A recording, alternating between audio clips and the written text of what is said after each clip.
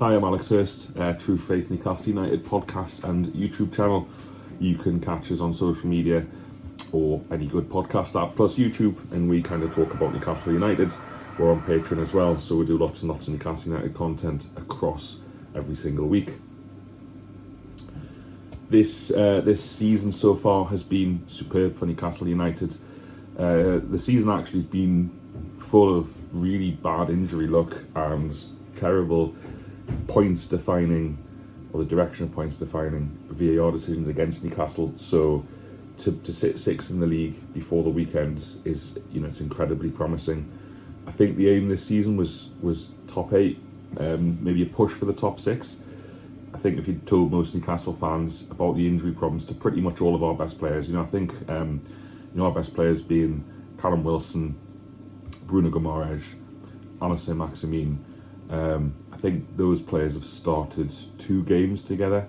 I think a lot of Newcastle fans thought we might be where we are if they'd started every single game and we hadn't been comprehensively screwed over by VAR this season. We're probably about 6 points behind where we deserve to be, so we'd be up close to Spurs in the table if we had the points we deserved. So yeah, really, really good season so far. The performances this season have been very, very good. Best players, you can't look beyond Bruno Guimaraes. It's a real negative for the top Premier League clubs that he plays for Newcastle. Newcastle should never have got him for 34 million quid. He's worth triple that now, potentially. That's how good he is. I've never seen a player play better in the flesh and be kind of so much better than the players he often plays against and plays with in the middle of the park, in fact. So, Bruno's up there. Alisson Maximine's had a really good season. Very frustrating, he's been injured for large parts of it, but when he has played, he's been really, really good. Newcastle has signed Sven Botman. Again, 35 million pounds for that lad. He looks like the next best defender in the world. That's how good he is, and appreciate might sound hyperbolic if you haven't heard of him or you haven't seen much of him play, but the kid's 22, he's played 10 games in this league. Looks like he's been playing in this league for 10 seasons. So absolutely unbelievable player. Really, really good bit of transfer business there from Newcastle this year.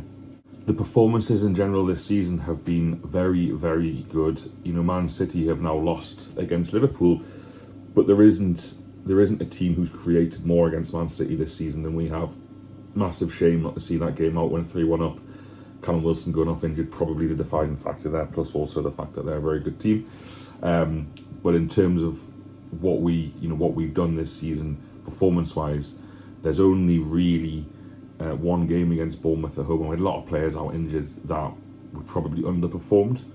The rest of the games we've either been the better team or should have at least won the game. And we went to Liverpool with 6 first-team players out and got screwed over by the referee in VAR to lose that game, because the game never starts when Liverpool need a goal. Performances have been very good. Newcastle are a really high energy pressing side who play very high up the pitch, and that's great to watch, but it's an intense side of play and it takes out of the players. And what we're seeing at the minute with these 3 game weeks is that we can't do that for 90 minutes across every game. And the performance at Manchester United, really good 0-0 draw. I thought Newcastle were comfortably the better side in the first half. Should have been 2 up at half time against Man United. They're really tired second half, so with that in mind for Spurs this weekend, Spurs got a better squad and far more used to playing 3 games in a week with European football. That might be a contributing factor on Sunday. Kieran Trippier, this is a high bar to set, but I think he is one of Newcastle United's greatest ever signings. For just £12 million, he comes in when we're bottom of the Premier League, and the bloke he's class, he's a leader, he's professional, he's calm. He's just a very, very good footballer. Newcastle have the best defence in the Premier League currently, and he's a massive part of that. He's played nearly every game this season. I get a bit emotional thinking of Kieran Trippier, because he's everything you want from a footballer. He speaks well off the pitch. He seems to be a lovely bloke. I just still can't believe he plays for us, and he's not the most talented player that plays for Newcastle probably, but he's definitely my favourite. Eddie Howe is the best English manager, in my opinion, currently. Graham Potter is very, very good, and that's it's a flip up between those two. But he has been transformative since he signed. And whilst he has been backed in the transfer market, he spent £200 million on 8 players, which is it's good investment. It's certainly something we're not used to as Newcastle fans. It doesn't put us, in terms of spending on the squad and wage bill, anywhere near the top sides in the Premier League still. And he has Newcastle United playing as a top side, and his record since he took over, and in 2022 in particular, is the 3rd best record in the Premier League. And he's managed to do that with a squad that isn't the 3rd best squad in the Premier League. So the job he's done is remarkable. In addition, he hasn't just brought in very good players. The number of players who are unrecognisable from what we saw under the previous manager. John Joe Shelby hasn't played a game this season, been a massive miss. He's transformed. Someone like Emil Kraft, who's one of the worst players I've ever seen at Newcastle before Howe came in, played a lot of last season and was brilliant. Joe Linton went from a player that Newcastle probably couldn't have given away on a free to being worth about 50-60 million pound now. Miguel Almiron is Jack Grealish made jokes about Miguel Almiron, very unprofessional, very disrespectful last season. Miguel Almiron already this season has more goals than Jack Grealish has got in his entire Manchester City career in the Premier League. That's how good he's been. And Eddie Howe deserves the credit for that because he's improved those players tremendously. In terms of, do fans expect European football in the coming seasons? I'd say if Newcastle continue to spend, and I think they will, that will be the expectation. I don't think there's an expectation of that this season, not yet anyway. Spurs on Sunday is a big test of that. We went to Anfield, played very well, very unlucky to lose that game. Went to Old Trafford, should have won the game probably based on the dominance in the first half. By the end of the game, not lucky to get a point, but if Man United score one of those 2 late chances, then I don't think you could begrudge them based on their second half performance. If we can do that at Spurs and then Chelsea coming up a couple of weeks, if we can continue to take points off the top sides, people will really look at the top 6 push this season and expect to get there, probably, particularly as we're probably going to spend big again in January. Favourite previous meetings? Newcastle have had some good wins against Spurs over the years, and Spurs have had some good wins against Newcastle. I think the kind of perversely the 5-1 on the last day of the 15-16 season, Rafa Benitez staying at Newcastle in the Championship was massive for the football club. I don't know where the football club would be now if he hadn't. I mean, the job he did at Newcastle, despite what you might read or hear from his and our enemies in the media, it's one of the great jobs in the last 20 years. The bloke goes down to the Championship, makes a £40 million profit on players and still manages to win the league. It doesn't happen in the Championship like that. So on that last day of the season, he's referenced that the love that Newcastle fans showed towards him on that last day despite relegation convinced him to stay, even though he knew what he was walking into really with Mike Ashley. And Spurs, very, very good team, and the Pochettino could have won the league last season, and 10-man Newcastle won 5-1. It doesn't really make any sense. That was a kind of special day just for being a fan, being in the ground. That was very good. Apart from that, there's some, going back 20 years, there have been some big wins against Spurs, 6-1, 7-0, that kind of thing. But generally, I'd go for that game at St James's in May 2016. Spurs made a good start of the season, of course. Disappointing result at Old Trafford. Not everyone can go to Old Trafford and get a point. Man United have beaten Arsenal, Liverpool, and now Spurs at home. And Newcastle should have beat them on Sunday. I thought they were the better side, particularly in the first half. But essentially, Spurs, if Conte finishes 5th or 6th last season, that's probably seen as progress and a decent job from where he took them. And he's a really good manager. I don't quite understand or know the expectation of Spurs fans. I don't know whether Spurs fans expect top 4 again, but I think that with Conte there's a strong chance Spurs will finish in the top 4 again.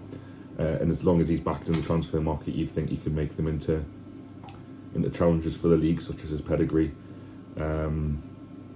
Spurs, like a lot of teams that don't have perhaps the wealth of the top 2 or 3 sides, are very, very reliant on players not being injured. And I'm sure that's something that Conte will look to address. Conte is the only manager since Eddie Howe took over who's really beaten Newcastle United very well. Spurs very comfortable against Newcastle in both games last season, so that'll be an interesting one for the weekend ahead. Realistically, most of Spurs' team would get in Newcastle's team.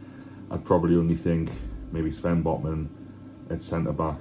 Nick Pope, I think, is a better goalkeeper than Lloris. Nick Pope's been sensational for us. Again, £10 million for Nick Pope. What's the rest of the Premier League doing? I don't know. Bruno Guimaraes gets in any team in the Premier League for me, include Manchester City, so I'd say that same about Spurs. And if Alistair Maximin was fit, possibly, but I'm not quite sure which side Son plays on. Apart from that, I don't think there's too many players that Antonio Conte will be looking at Eddie Howe's side with envy. So I think Spurs have definitely got the better side. Spurs have got a lot more resources currently than Newcastle. It might not be the same moving forward, but in terms of players Spurs have got, they've got Harry Kane, second best striker in the history of the Premier League behind Alan Shearer. They've got Son, they've got some really good players in there, so I think most players out of a combined 11 would belong to Spurs. And then in terms of how Newcastle go, well, Eddie Howe likes to keep the same team. If you win under Eddie Howe, you tend to stay in the side. We've got player Jacob Murphy there, who I think isn't at the required standard for the club in the Premier League. He tries hard, and he scored last week against Brentford. But you probably still start on Sunday just because we've been winning, or drew at Manchester United. But that's 3 wins in the last 4. Only 1 defeat in 11 games now. That was a scandal in Liverpool, which I may have mentioned previously. So I think he'll just go for Howe will just go for the same team as long as everyone's fit. Joe Linton is a bit of a doubt. I think he'll go for the same team. Score prediction for Sunday. Spurs' home record is superb under Conte, and particularly this season. It just, from the outside looking in, it looks like Spurs have been not really tested in home games. A couple of disappointing away defeats at Arsenal and Manchester United. That can happen. As horrible as it is, losing to your local rivals like that, and Arsenal have started the season incredibly well. I'd take a point right now. I'm not sure that Newcastle without St. Maximin are going to have enough to really damage Spurs, and I think you might see a little bit similar from Newcastle like you saw at Old Trafford the previous week. And I think Newcastle will finish in the top 6 this season, but I think I'll go 2-1 to Spurs, unfortunately for us, on Sunday.